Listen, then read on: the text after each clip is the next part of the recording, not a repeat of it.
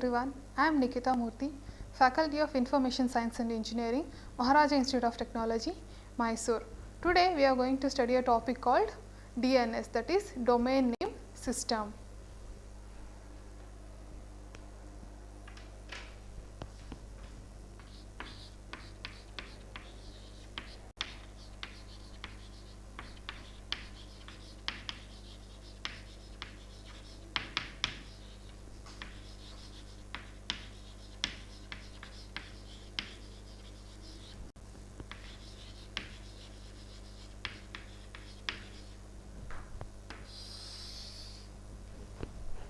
The topic is DNS, the Internet Directory Service. So, DNS is nothing but a domain name system. DNS stands for domain name system. We, being the human beings, can be identified in various ways, isn't it? We can also be identified with our names. In college, we can also be identified with USN numbers. If we consider the whole of India, we can also identify it using Aadhaar number, isn't it? Because these are all unique to each person. Name cannot be unique, but the USN is unique. Aadhaar number is very unique. In the same way, if there is a network,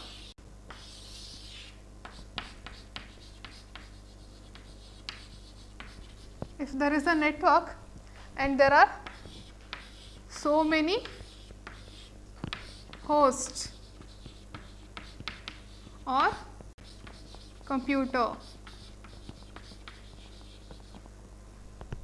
we want to identify a particular computer which of our interest uniquely, isn't it? How are we going to identify it? Using host names.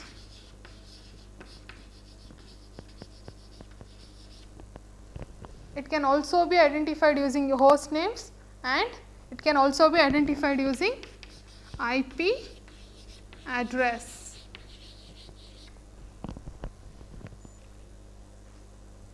What are these host names? Now, we identify a few websites also, isn't it?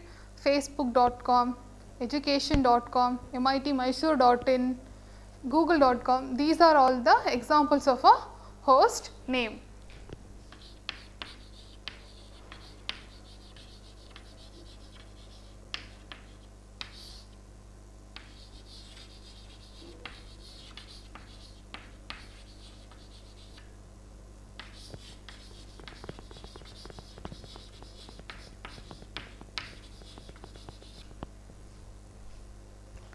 So, these host names, for example, google.com, facebook.com, these are very readable by the human beings. These things can be identified or remembered by the human beings. Does the machine identify this? Does the machine understand google.com? No, right? How does the machine understand? Using IP address.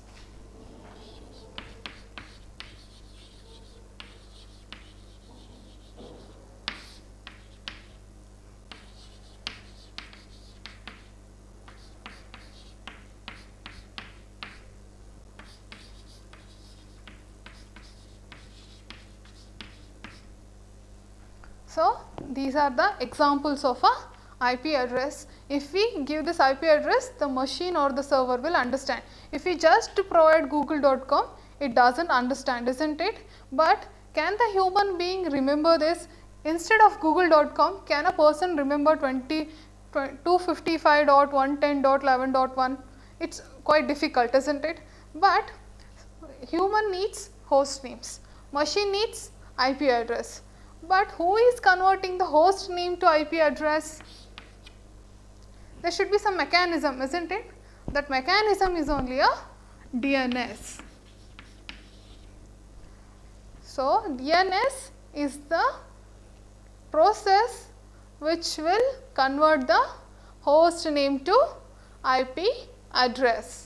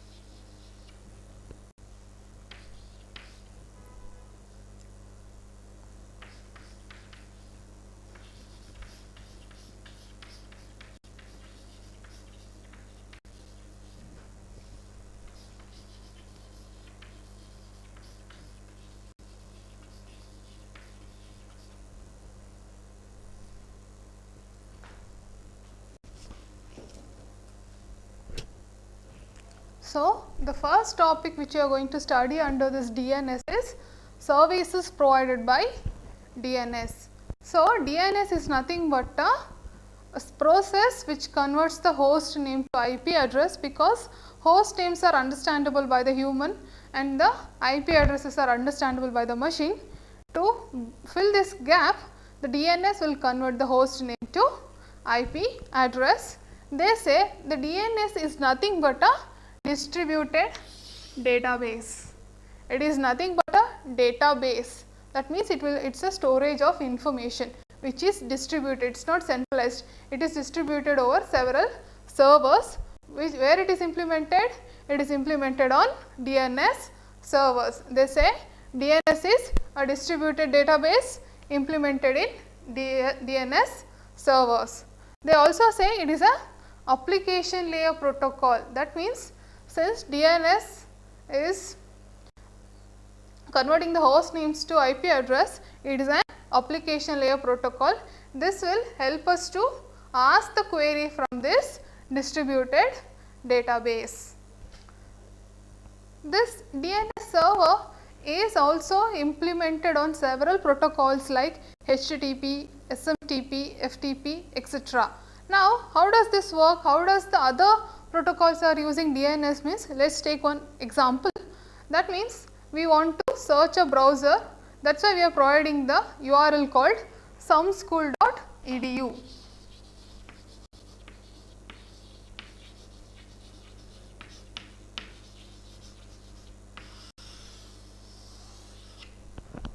So, we are providing, we want a website called someschool.edu.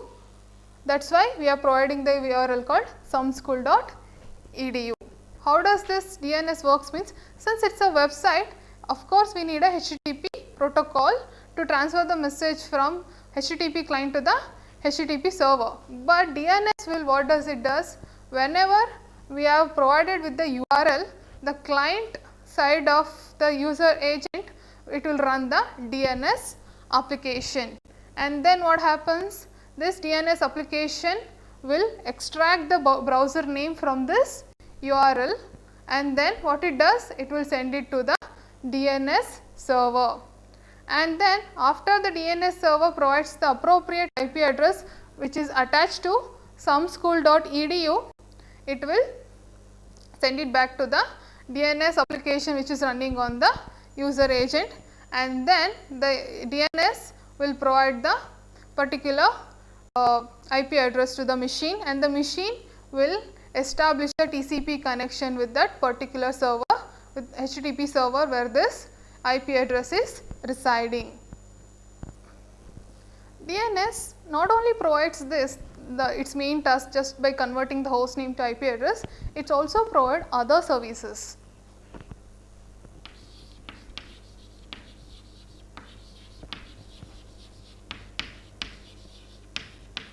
What are those other services? The first one is host aliasing.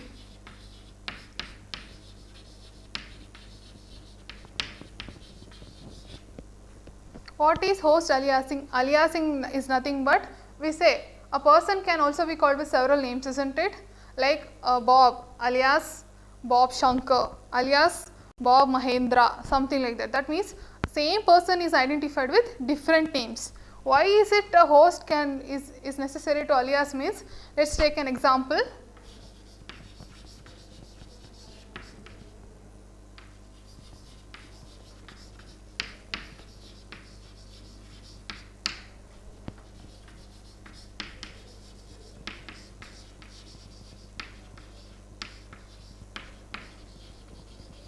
Now, suppose let us assume the host name is relay1.westcoastenterprise.com.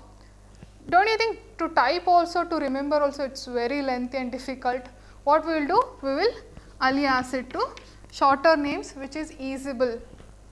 Let us say relay1.com. So, since we have aliased it, it is very easeable for a human being to remember also, to type also, it is very feasible to use. That is why it also provides host aliasing. next service which it is providing is mail server aliasing.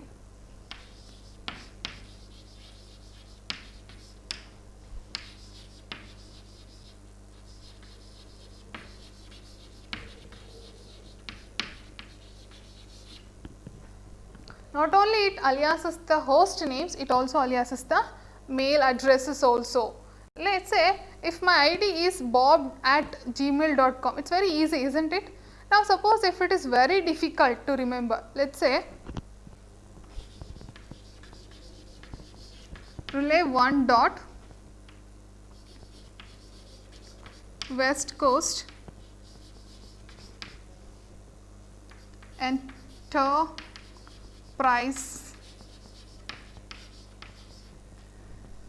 at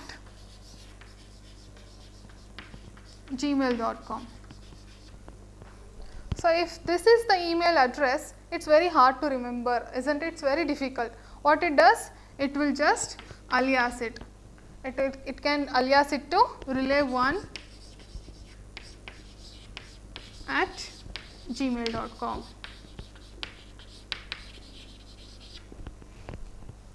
So, see, it is very easy to remember now. That is why it also helps to alias the mail addresses. The third services which it is providing is load distribution.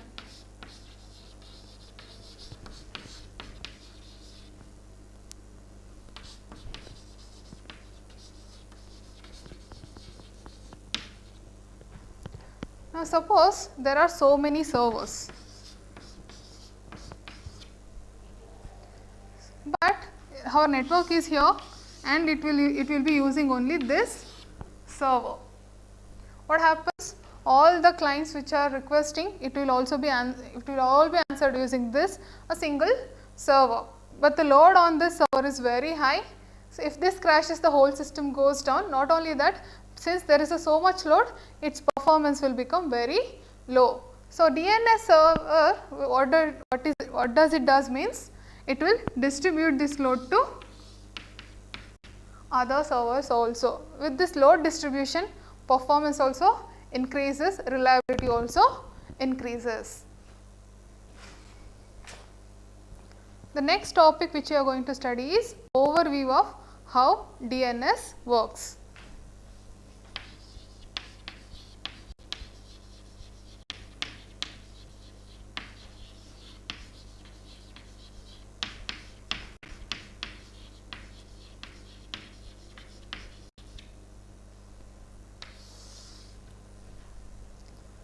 So, if we take the simple design of a DNS system, domain name system, what does it does? When you provide the URL or the host name, the client side will establish or it will start the DNS application. The DNS application will extract the browser name and it will send that browser name to the DNS server, and the DNS server will send back the reply as IP address of that host name, and after getting that host name, your DNS will establish the TCP connection to the HTTP server where that host name is residing. But this is a very simple design. By hearing this, we see it is very simple to design, but it is not. A DNS is a black box.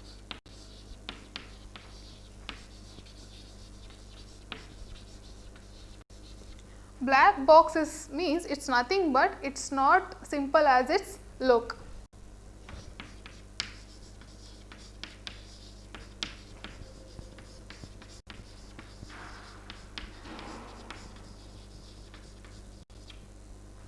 It is not simple as it looks. That means it is very complicated design. It is not as we think it is. It is not very simple which you are seeing over here. In the simple design, what happens? We always see only a single DNS server. What are the disadvantages of having a single DNS server is? The first one is single point failure.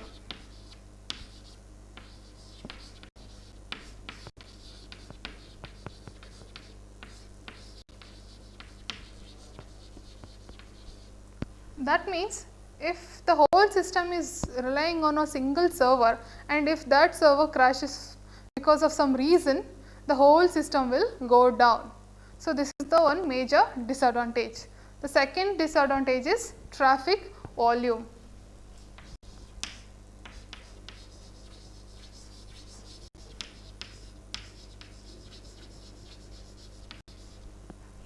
What does this traffic volume means? As I said, if whole network is depending on a single server, means all of those clients requests has to be fulfilled by that server only. Since there is so much overhead, the performance obviously will come down. The third disadvantage is distance centralized database.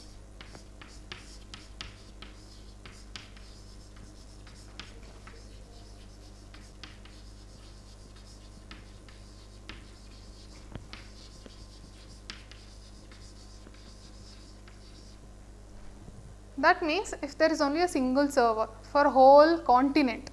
Now, suppose for Asia continent, the DNS server is located in India.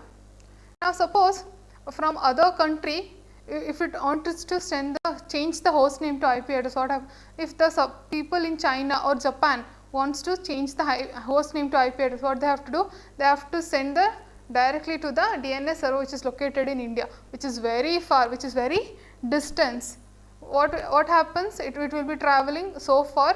There is a security issue also, there could be network crash also, and the request may not be received also. All these problems will arise if we have a centralized database. The next fourth disadvantage we could see is maintenance.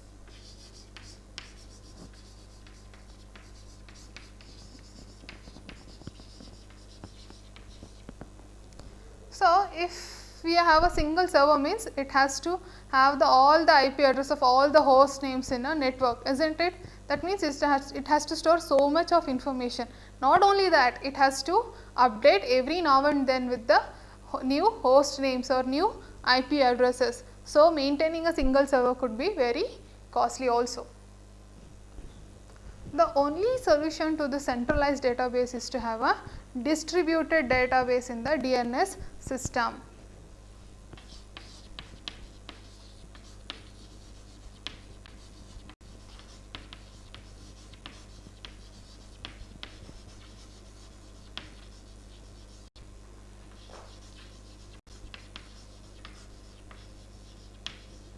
The only solution is distributed hierarchy database. This database has 3 levels.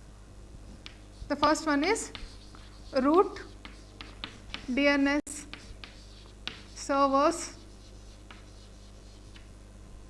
Second one is top level domain or TLD servers. Third one is authoritative.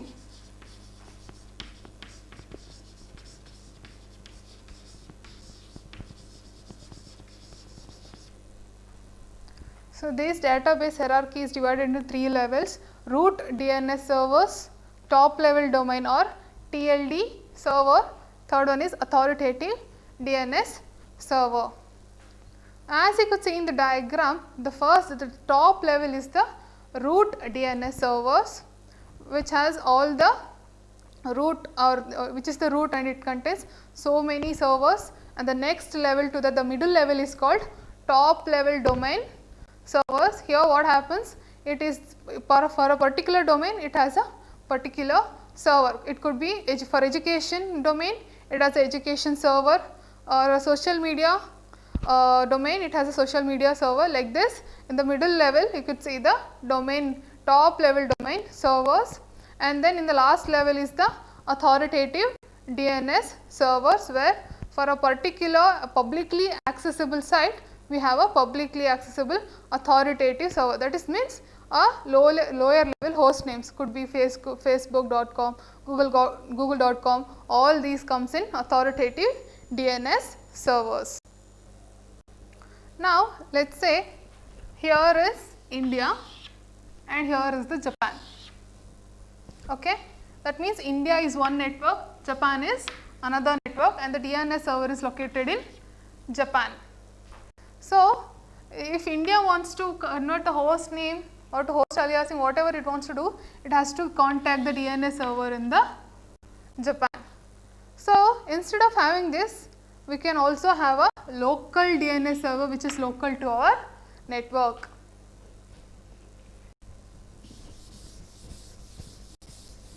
That means we are going to study about local DNS server.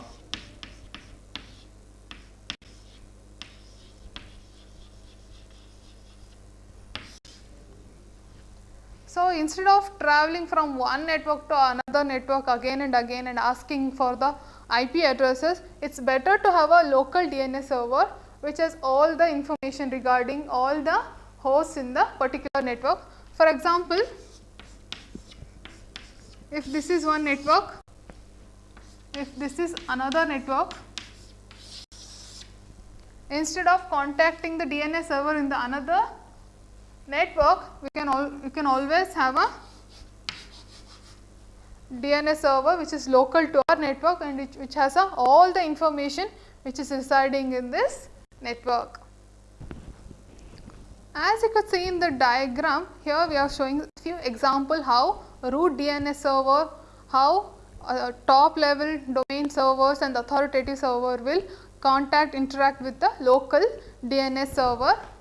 So, here a host name called sys.poly.edu wants to have the URL or the browser, it wants to have the browser which is other and under the authoritative DNS server, that is gia.cs.umass.edu. So, what it does, this host, requesting host, it will first contact the local DNS server which is in its network. This local DNS server will first ask the root DNS server. It will say that the host, a particular host is asking for a IP address of this particular browser. What does it does? That root DNS server will reply back the top level domain TLD server's IP address, saying that contact this TLD server, he will help you out. And then your local DNS server, again it will contact the TLD server. The TLD server, again it will reply back the IP address of the authoritative DNS server where that requesting browser is present.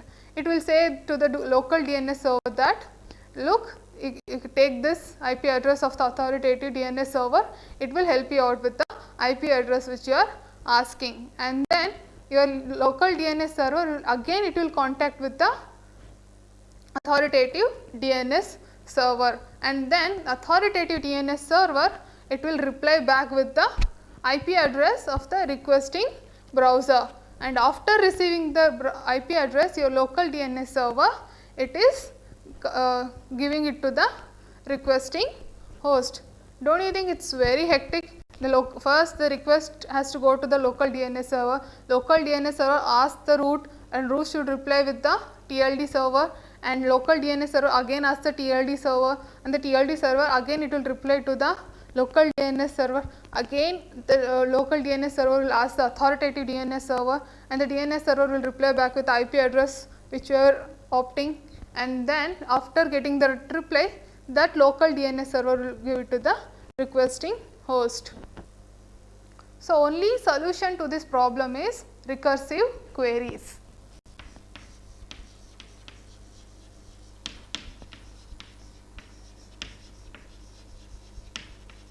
Instead of local server being asked to all the servers, we can use the alternative option called recursive queries. As you could see in the diagram, the requesting host will send the requesting browser to the local DNS server. The local DNS server will ask the root.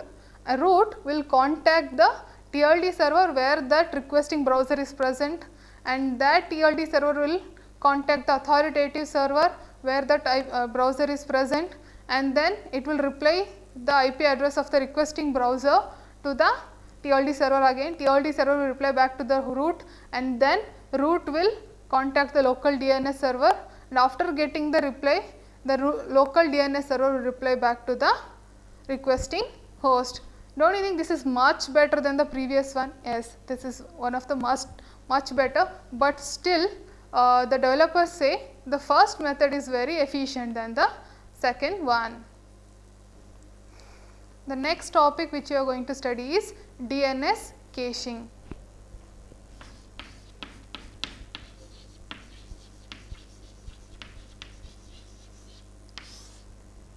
So, the very best option for the problems which you saw earlier is DNS caching.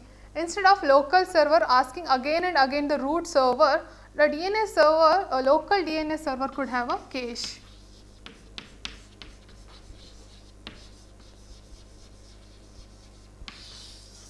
It can have a cache, a memory where all the repeatedly asked or recently asked browser IP addresses, it can store it over here. Whenever the host in this network is asked, it can reply back immediately instead of asking the root.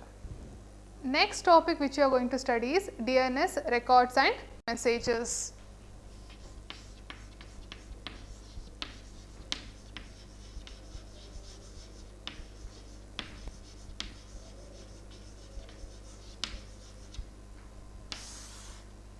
That means, whenever the DNS server replies to the DNS application, it will send the resource record. It will send the resource record, or we can also call it as RR. So, the replies which the DNS server is providing, it will provide resource record where all the information is provided.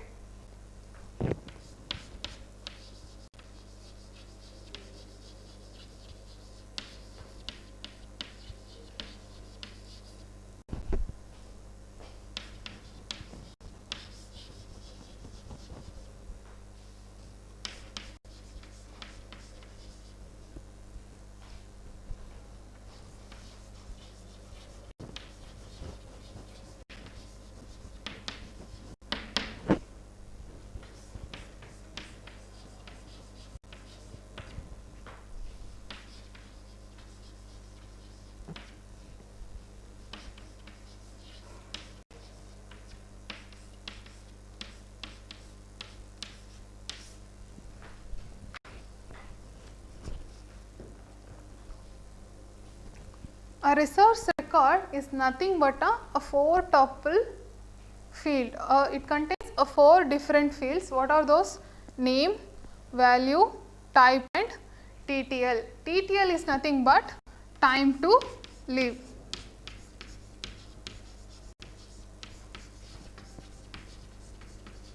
TTL means time to live. That means what is the amount of time, how much amount of time this resource record is going to live, and that means from birth to death, what is the time? That time we call it as TTL. As of now, we will ignore this TTL, we will just concentrate on name, value and type.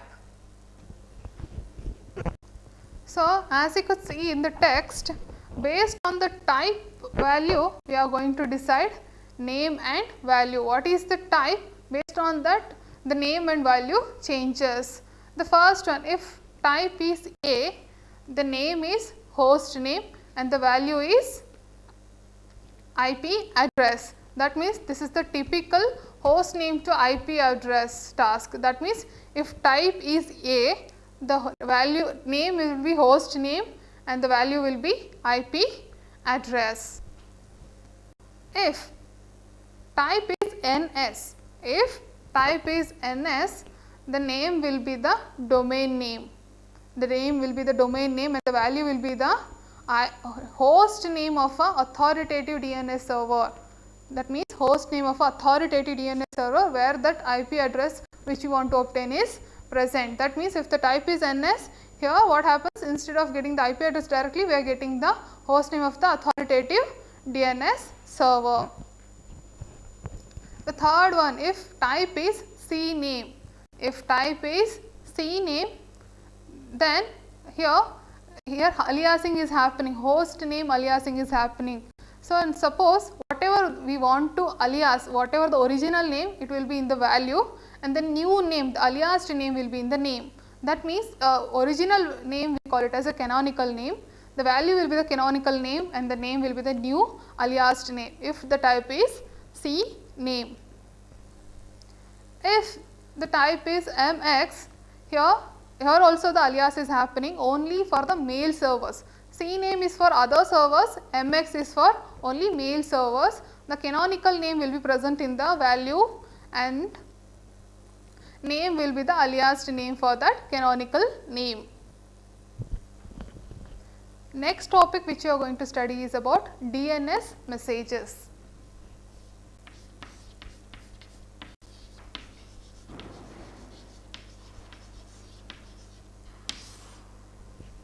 That means a DNS application will request a IP address and the DNS server will reply.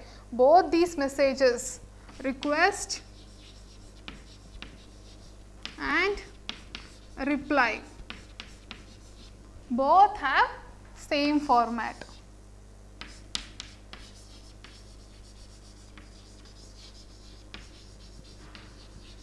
Both the request and reply messages in the DNS have the same format.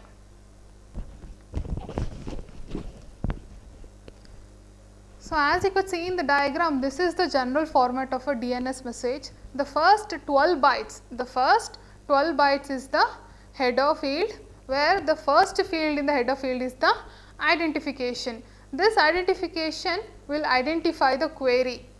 That means, if it is a request, what is the question being asked, it will be identified here. The same identification has to be matched or it has to mapped with the reply message also to identify what is the reply for that particular message. So, there are so many number of flag fields also we could see. In these flag fields, there is to identify whether the particular message is a query or a reply.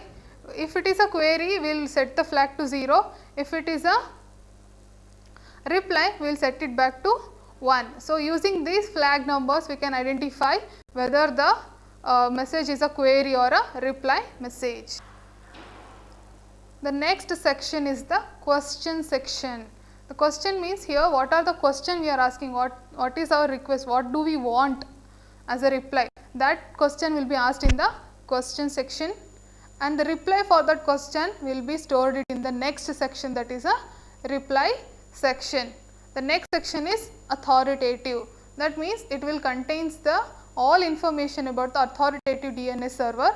That means where the IP address is residing, that authoritative DNS servers information will be stored in the authoritative, and the next is any additional information which we want, that will be stored in the additional information section. With this, the topic of DNS server is finished. Thank you.